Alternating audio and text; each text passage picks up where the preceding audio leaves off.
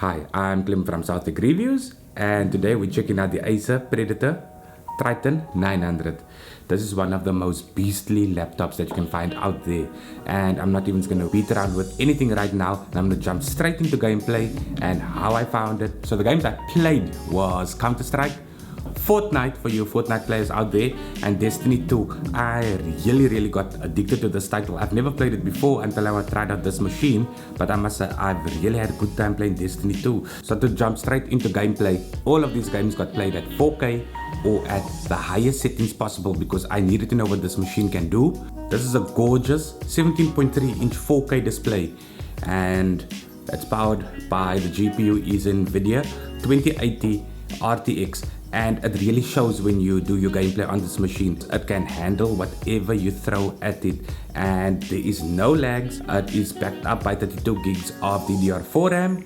The fans ramp up quite a bit when you're playing at full max settings, and that's understandable because this is a portable machine nonetheless, but what you're going to get from it is extraordinary gameplay. With most gaming laptops, once you open it up, the lid goes up and that's what you're stuck with. Not with this machine. This machine actually gives you the ability to tilt the display the way you want it to tilt, and basically you can do with it how you please. If you want to lie down and play, tilt it that way. If you want to sit up or stand up and play, do it that way. My only gripe with the machine or the display is it's a 60 megahertz, and most gamers these days crave a little bit more than 60. Other than that, the machine has two 512 gig NVMe SSDs that is blazing fast, and as you can see by the Nova benchmarks, the read and write speeds is insane on this machine, and it really shows when opening games, when booting up. This is a portable machine, and if you want to move around with it, you're more than welcome to. And if you plan on going to Grandma's house and you need to take it along, please do keep in mind this is a 904-pound machine that equates to about 6.8 kilograms, and the charging brick as well, that is about 2 to 3 kg that you will be carrying around with you. So you need to be prepared for that. The reason why I'm mentioning the charging brick that needs to be taken along when you're going out and about, the battery is a 72 watt hour battery and with a capacity of 4670 milliamps. The battery on its full charge lasts about an hour and a half at full res gaming, and it's only going to get you that far. So wherever you go, you are going to have to take the charging brick. Unless you go taking the device for typing, I would suggest that the charging brick needs to go along. Speaking of typing, the keys feels amazing on this machine. It's like a spring-loaded mechanism that's underneath the key. So with every press down, spring feedback that comes back up when you release your finger. So what's pretty cool about this machine is there's an application called Predator Sense that comes preloaded with this machine. It allows you to customize your keys, customize your fans, customize whatever you need to do. There's also 3 customizable keys that's on top of the keyboard that gives you the option to either add a turbo function, an overclock function, or whatever you need to customize this machine with. That option is right there. When you speak about the keyboard, obviously you need to move over to where the trackpad is, and the trackpad is placed on the right hand side of this device.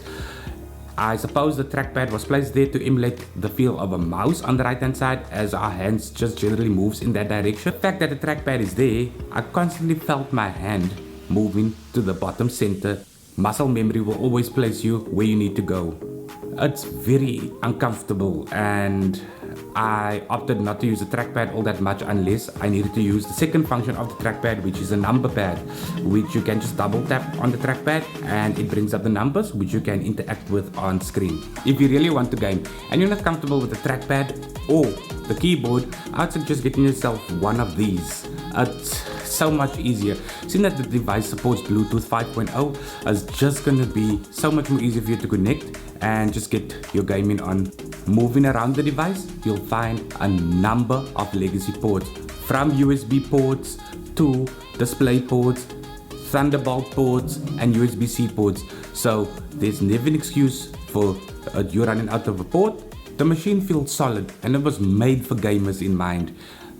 The build quality and the way the machine is set up, it just screams at you that this machine is what you need, but at the price of 85,000 Rand, not all of us would be able to afford that here in South Africa. But also the machine gives you the option of top hardware specs, which includes an Intel Core i7 8750H. It gives you the 32 gigs of DDR4 RAM. You get the super fast SSDs. You get the NVIDIA GeForce RTX 2080 Full HD web camera. The weight is a bit much, but these are the small sacrifices that we as gamers have to make at times. This machine is future-proofing you, so you wouldn't be left out when you need to play a specific title, because the machine would be able to handle what you throw at it. I really enjoyed myself with the machine, and besides gaming on it, it was awesome for watching content in 4K, and it was quite refreshing to watch something at that brightness and seeing that the machine can handle that much that you throw at it. Once again, I'd like to thank everybody for checking out my content and the subscribers I've been generating and the conversations I've been getting. It's really good to interact with you guys on the other side, whether it's helping you guys out with previous videos or tips or pointers. So if you'd like to see more content like this, please consider subscribing to my content. Don't forget to wash your hands. Thank you very much for your time. Goodbye.